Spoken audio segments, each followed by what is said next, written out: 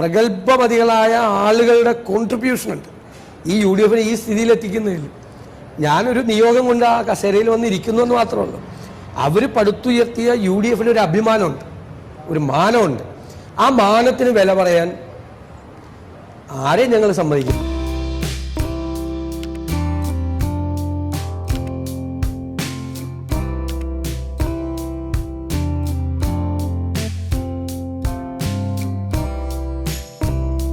പിന്നിട്ട ആഴ്ചയിലെ താരമാരെന്ന് ചോദിച്ചാൽ രാഷ്ട്രീയ കേരളം ഒരൊറ്റ പേരായിരിക്കും പറയുക: വി ഡി സതീശൻ.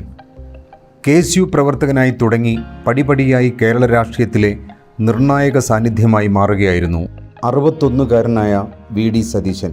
അന്നു മുതൽ ഇന്ന് വരെ കൃത്യമായ നിലപാടുകളാണ് ഈ രാഷ്ട്രീയ നേതാവിൻ്റെ മാറ്റ് വർദ്ധിപ്പിച്ചിട്ടുള്ളത്.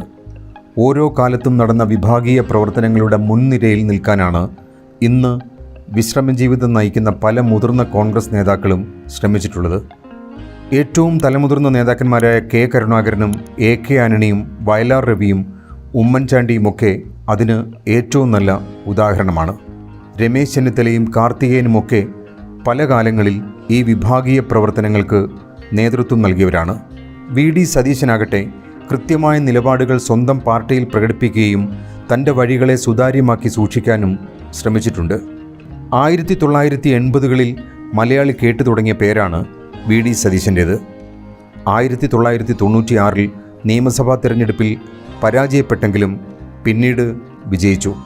എറണാകുളം ജില്ലയിൽ പറവൂരിൽ സ്ഥിരതാമസക്കാരനായ സതീശൻ തൻ്റെ വ്യക്തിബന്ധങ്ങൾ കൊണ്ടും രാഷ്ട്രീയ ഇച്ഛാശക്തി കൊണ്ടും പടിപടിയായി ഉയർന്നു വന്ന നേതാവാണ്.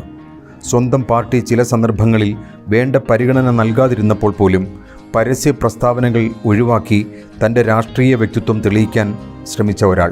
മന്ത്രിപദത്തിലേക്ക് പരിഗണിക്കാതിരുന്നപ്പോഴും ചില വേളകളിൽ KPCC പ്രസിഡന്റായിരുന്ന K സുധാകരൻ അപ്രമാദിത്വം കാണിക്കാൻ ശ്രമിച്ചപ്പോഴുമൊക്കെ സതീശൻ മൗലികമായ രീതിയിൽ അതിനെ അതിജീവിക്കാൻ ശ്രമിച്ചു.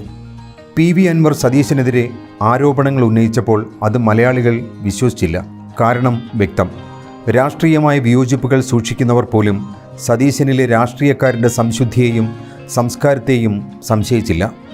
അതുകൊണ്ട് തന്നെയാണ് പല സന്ദർഭങ്ങളിലും മനുഷ്യസഹജമായ രീതിയിൽ ക്ഷോഭിക്കുന്നതിനും ചിരിക്കുന്നതിനും ജനാധിപത്യ രീതിയിൽ ഇടപെടുന്നതിനും സാധിക്കുന്നത്. മാത്രമല്ല, വായനയിലൂടെയും സാംസ്കാരികമായ അവബോധത്തിലൂടെയും സതീശൻ സ്വയം നവീകരിക്കാൻ ശ്രമിക്കുന്ന കോൺഗ്രസ് നേതാക്കളിൽ പ്രമുഖനാണ്. പല നേതാക്കളും അൻവറിനോട് അടിയറവ് പറഞ്ഞ് പിണറായി വിരുദ്ധത ആളിക്കത്തിക്കാൻ താൽപ്പര്യം കാണിച്ചു. എന്നാൽ അസ്വാഭാവികമായ നീക്കങ്ങളിലൂടെ അൻവറിന് കീഴ്പ്പെടാൻ താൻ അനുവദിക്കില്ല എന്ന നിലപാടാണ് സതീശൻ സ്വീകരിച്ചത്. KC വേണുഗോപാൽ വരെ അൻവറിനെ സ്വീകരിക്കുന്നതിൽ തെറ്റില്ല എന്ന പക്ഷക്കാരനായിരുന്നു. അതുതന്നെയായിരുന്നു പല കോൺഗ്രസ് നേതാക്കളുടെയും നിലപാട്. എന്നാൽ സതീശൻ കൃത്യമായ അഭിപ്രായം സംഘടനയിൽ സ്വീകരിക്കുകയും അത് നടപ്പിലാക്കാൻ ശ്രമിക്കുകയും ചെയ്തു. ഒടുവിൽ UDF സ്ഥാനാർത്ഥി ആര്യാടൻ ഷൗക്കത്ത് നിലമ്പൂരിൽ നല്ല ഭൂരിപക്ഷത്തിൽ വിജയിച്ചു. ഇത് സതീശൻ്റെയും ഒപ്പം നിന്ന കോൺഗ്രസിലെ യുവനിരയുടെയും വിജയമാണ്.